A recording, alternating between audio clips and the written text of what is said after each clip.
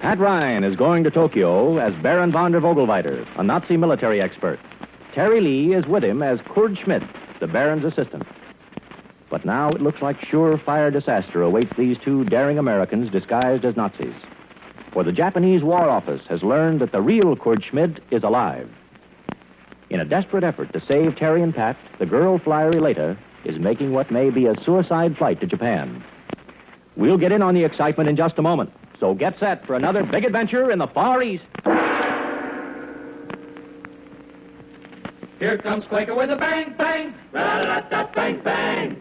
Quaker puff wheat Sparkies, the wheat that's shot from guns. The family's favorite breakfast, the wheat that's shot from guns.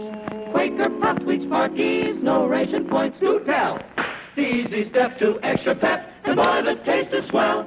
Yes, here comes Quaker with a bang, bang, ra-da-da-da, bang, bang. Hello, gang. See if you can riddle me this. Why is it dangerous to take a nap in a train? Well, you know, trains run over sleepers. And tell me this. What's the best thing to do when you wake up bright and chipper in the morning? Why, dive into a big bowl of Quaker Puffed Wheat Sparkies or Quaker Puffed Rice Sparkies. They're terrific. Yes, the giants of the wheat and rice family, because they're shot from guns. Exploded 8 times bigger, made crisper, crunchier, extra swelliganzer. Oh, boy, wait till you get that flavor, that marvelous nut-like flavor. Crunch 'em for breakfast, bunch 'em for lunch. They're swell for supper, too. And let Mother know they're loaded with goodness. Solid nourishment, gang, to help you all keep in the pink. Every bite brings you restored whole grain amounts of vitamin B1, niacin, and iron. You know, gang, Cereal So Restored is in one of the groups of 7 basic foods Uncle Sam wants us all to eat every day to keep strong. You hear that, gang? Then stock up on vigor with Quaker Puffed Wheat Sparkies and Quaker Puffed Rice Sparkies. They're not rationed. Buy them in the big red and blue Quaker package.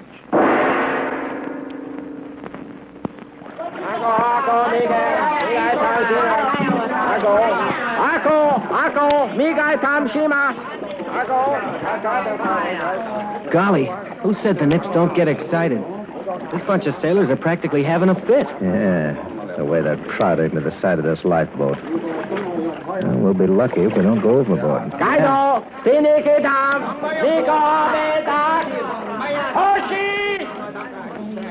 the captain's piping them down. Yeah. Now he's getting back from the side of the boat. Hey, that ship coming towards us. I've never seen a Jap patrol ship, but she's sure stepping right along. Yeah, I'll say she is. That baby will get us to shore in no time.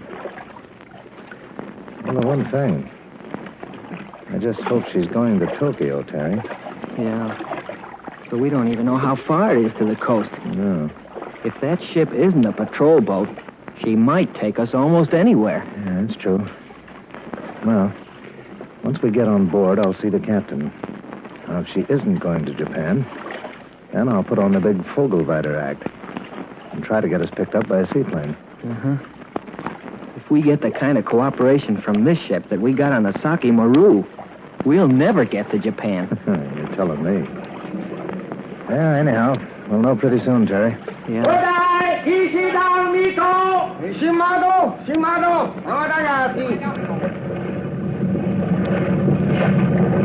She's heaving, too. Hey, watch it, Terry. The swells are getting kind of heavy. Yeah. Boy, I'll be glad to get out of this lifeboat, whether we're going aboard a Jap patrol ship or not. Oh, look, up on the deck there. Those Jap officers have spotted my Nazi uniform. Yeah. Hey, one of them is looking at us with binoculars. Yeah, giving us a once-over in a big way. Uh-huh. Probably wonders how a couple of Nazis got in a lifeboat with all those Japs. They want us to climb aboard. Well, let's go. I climb up the ladder first, Red. Okay, Baron.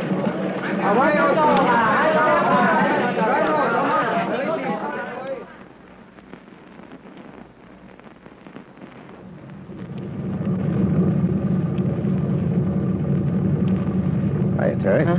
Oh, hi, Pat. Let's walk along the deck. Get away from that bunch of Japs. One of them may understand English. Okay. Boy, they sure look at us like we were a couple of freaks, all right. Yeah. Golly, you've been gone long enough. What happened? I'll tell you in just a minute. Okay, let's stop here. I think we can talk without being overheard. Yeah. What'd you find out about this ship? Well, she's a patrol ship, all right. Well, that helps. Mm-hmm. At least we're not going to end up a couple of thousand miles from here. I talked with the captain. Yeah? He said we're heading to the coast. We ought to dock in a few hours. That means it'll be dark when we arrive. Yep. I told the captain how we were picked up by the Saki Maru, how she was torpedoed. We've been trying to get to Japan for a long time. Did he ask to see your identification papers? Yeah, but he only glanced at them. Said the big shots waiting at the dock would talk with us. You mean he's radioed ahead about us? I couldn't tell. But no matter what happens, we're on our way to Yokohama, fella. And from there, we go This ship's going to Yokohama? Yep. Well, it'd be better if we went to Tokyo. Oh, they're not so far apart. With luck, we'll leave Yokohama tonight. Maybe by train, or maybe the Japs will drive us up. Give us a staff car. We ought to make Tokyo by midnight. Well, Pat, this is it. Almost. We'll see what kind of a reception the Baron von der Vogelfighter gets from his Jap allies. Yeah. And his assistant, Kurt Schmidt. Watch it, huh? The Jap naval officer's coming this way. As I was saying, Schmidt, as soon as we land in Yokohama, I will arrange our going to Tokyo immediately.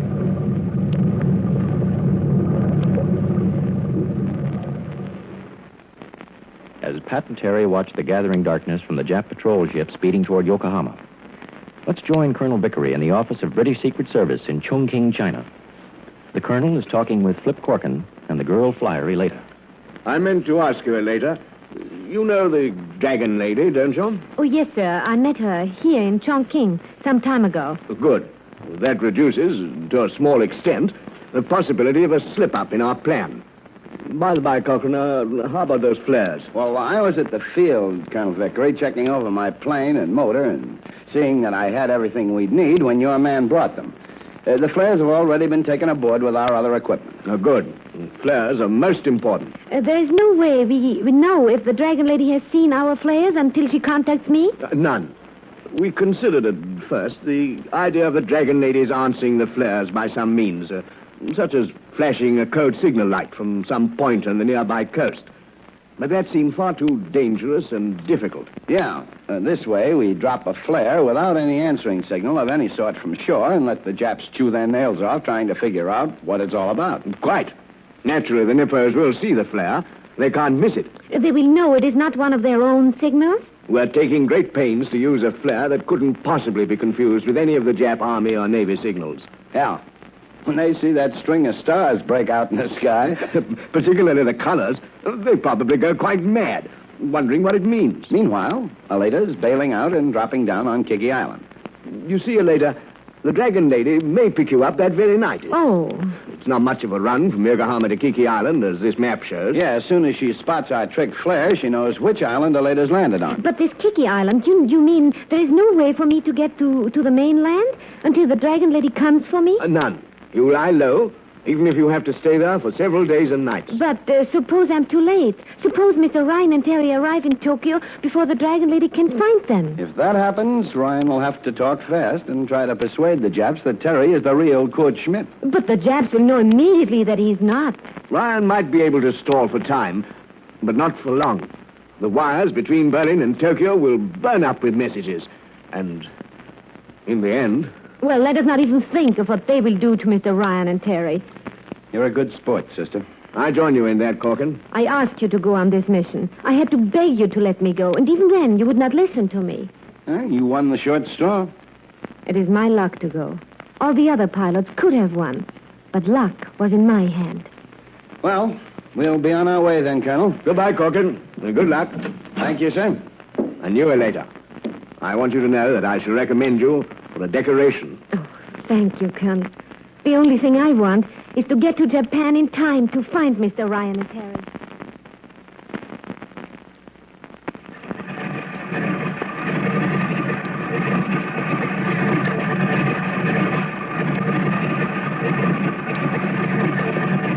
All right, Aleta, I'm in. Are you all set?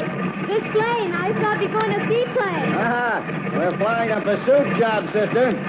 This way, we got a chance of getting to Japan anyway. All right, you all ready? Yes, Mr. Flip. Okay, then, now give her the gun, and we hit the wind.